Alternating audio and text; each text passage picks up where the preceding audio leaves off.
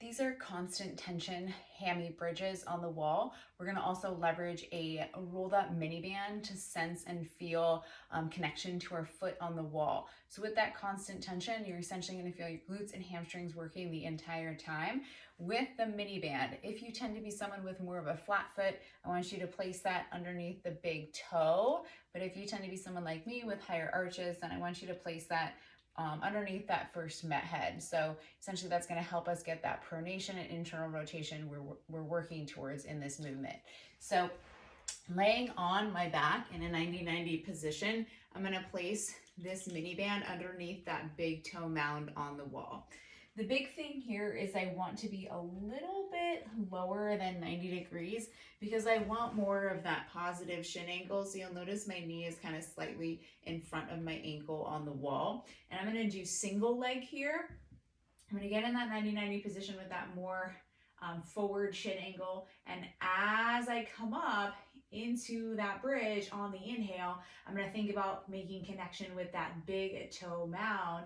So thinking about ribs back, inhale, exhale, I'm gonna think about dragging down on the heel on the inside edge of the foot. Knee can kind of track in a little bit, inhale, and exhale. Inhale, ribs back, and exhale. Watch so you don't grip the toes. As you inhale, exhale, hover. You can really feel the hamstrings and glutes working here. Inhale and exhale. I'm going to kind of elevate the right leg so you can see my left. As I come forward, my knee is kind of coming in front of the heel.